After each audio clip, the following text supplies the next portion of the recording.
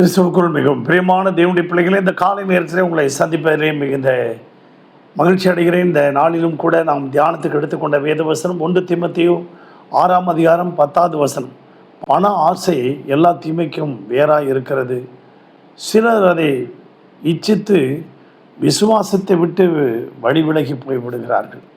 அன்பு தேவனுடைய பிள்ளைகளே, தாமஸ் என்கின்ற ஒரு சகோதரன், ஒரு என்ஜினியர், ஒரு பன்னாட்டு நிறுவனத்திலே வேலை செய்து கொண்டிருந்தார். நல்ல ஒரு தேவ பக்தி உள்ள ஒரு மகன். வாரந்தோறும் தவறாமல் ஆலயத்துக்கு போவான். தனி ஜெபம், விசுவாசம், நல்ல வேத வாசிப்பு, இப்படியெல்லாம் தேவனோடு நல்ல ஒரு ஐக்கியம் இருந்தது. நாளடைவில் அவனுடைய கம்பெனியில் அவனுக்கு நல்ல ப்ரொமோஷன் கிடைச்சது. ப்ரொமோஷன் கிடைக்க அவனுக்கு பதவி உயர்வு கிடைக்க பணம் அதிகமாக வந்தது. நாளடைவில் அவன் ஒரு பெரிய பணக்காரன் ஆகிவிட்டான். பணக்காரன் ஆன பிறகு இன்னும் பணம் சம்பாதிக்கணுங்கிற நோக்கத்தோடே அவன் செயல்பட்டான். பல ப்ராஜெக்ட் வந்தது.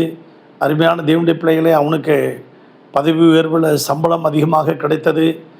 இதனால் அவனுடைய ஆவிக்குரிய வாழ்க்கை, தேவனோடு உள்ள உறவு துண்டித்து போய்விட்டது.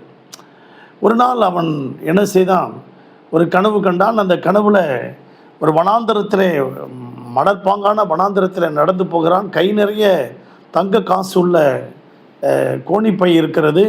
அதை எடுத்துக்கொண்டு போகிறான். ஆனால் குடிப்பதற்கு ஒரு சொட்டு கூட தண்ணி இல்லாமல் வறண்டு போய் சுருண்டு விழ வேண்டிய சூழ்நிலை வந்தது. ஆனால் இயேசுவை பார்க்கிறான். ஆனால் இயேசுவினிடத்தில் போக முடியல அவனால்.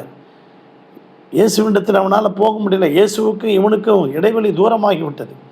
பணம் இருந்தும் எல்லாம் இருந்தும் ஒரு சொட்டு தண்ணி கூட அவனுக்கு கிடைக்கல.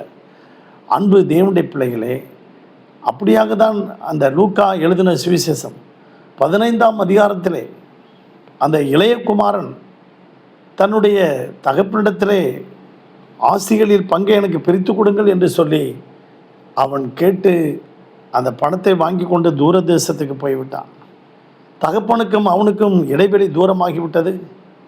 தேவனுக்கும் அவனுக்கும் இடைவெளி தூரமாகிவிட்டது.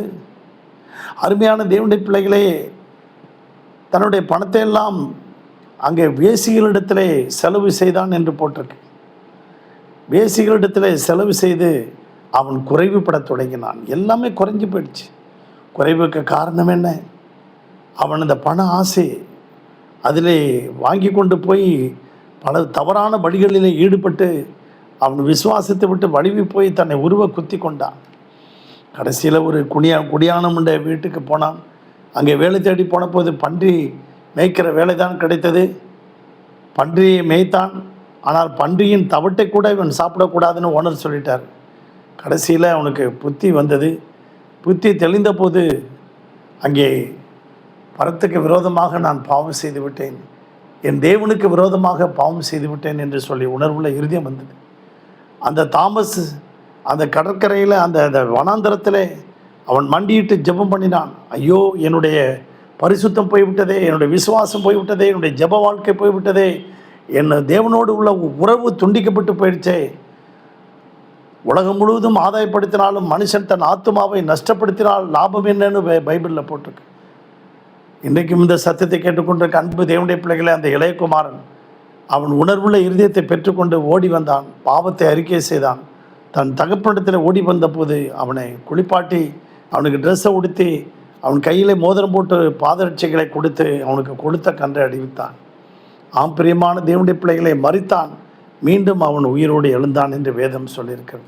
இந்த சத்தியத்தை கேட்டுக்கொண்டிருக்க நீங்களும் நானும் பணம் இருக்க வேண்டியதான். ஆனால் அதற்காக ஓடி பணத்திறமையிலேயே ஆசை வச்சு ஓடிட்டு இருக்கக்கூடாது. அதனால் தேவனுக்கு முதலிடம் கொடுப்போம். தேவ சமூகத்தை தேடுவோம். தேவனுக்கும் நமக்கும் நல்ல ஒரு உறவை ஏற்படுத்தி கொள்வோம். விசுவாசத்திலே வளர்வோம். பரிசுத்தத்திலே வளர்வோம். தினந்தோறும் வேதத்தை வாசிப்போம். கர்த்தர் நம்மை ஆசீர்வதிப்பாராக. பரலோக பிதாவே, இந்த சத்தியத்தை கேட்டுக்கொண்டிருக்க ஒவ்வொரு பிள்ளைகளையும் ஆசீர்வதியும், ஒவ்வொரு குடும்பத்தையும் ஆசீர்வதியும், ஒவ்வொருவரையும் வேலி எடுத்து பாதுகாத்துக்கொள்ளும். அவருடைய விருப்பத்தை நிறைவேற்றும் தேவைகளை சந்திங்கப்பா. இதுவரையும் வழி நடத்தின தேவன், காத்த தேவன், இந்த நாளையும் பாதுகாத்து வழி நடத்தும் ஆசீர்வதியும். இயேசுவின் நாமத்தில் பிதாவே, ஆமேன். God bless you everybody. Thank you.